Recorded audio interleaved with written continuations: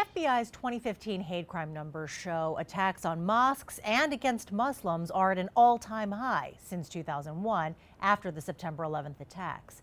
Now, since 9/11, Delaware's Muslim community has stayed largely under the radar. But this week's First Look shows you that after 16 years, Delaware Muslims have now found their voice.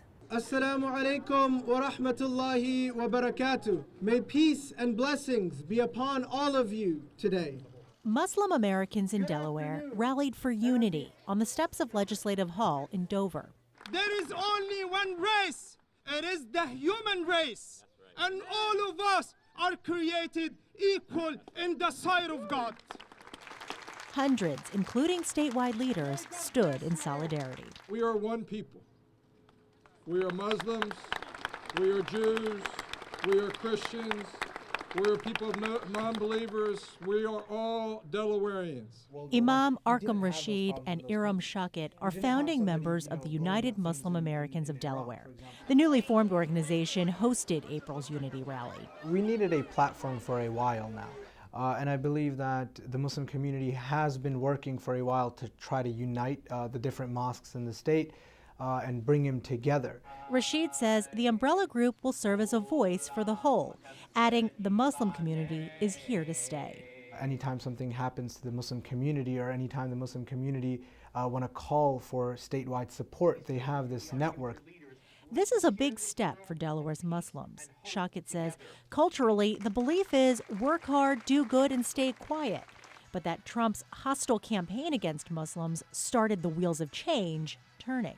We just did not see how important it is to step up, to be right there in the center and say, okay, now is the time. And yes, the rhetoric, of course, it pushed the agenda further. It was always in works, but we just did not see the urgency of it. Now we do. We believe that John Carney will make an excellent governor. Last summer, Delaware's Muslim community endorsed political candidates for the first time. Then, Muslim leaders sent an SOS to religious leaders across the state. They organized an interfaith event protesting the president's travel ban from Muslim-majority countries earlier this year. My synagogue came out in huge numbers. We had Christians, we had the governor, both senators, our representative. Response was so quick and so heartfelt, very Delawarean. Rabbi Michael Beals says the Muslim community's clarion call shows how far it's come. I think the Muslim society's learned going it alone isn't a smart move, but it takes time to learn these things. I mean, the Jewish community's had a long time to learn. In 2017, we're already into our third, fourth generation in this country. And so we're much more comfortable with the media, much more comfortable with creating alliances, et cetera. So I think the Muslim learning curve has been a lot faster, frankly, and all the more credit to them. Beals says Delaware Muslims showed their support when Wilmington's Jewish Community Center kept getting bomb threats. And the Jewish community returned the favor when State Senator Dave Lawson walked out of the Senate chamber during a special Muslim prayer.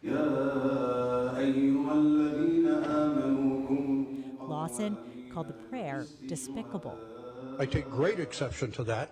I fought for this country not to be damned by someone that comes in here and prays to their God for our demise. I think that's despicable. Beals says no one understands better the fear and worry that comes from being scapegoated than Jewish people. So supporting Muslims is a no-brainer.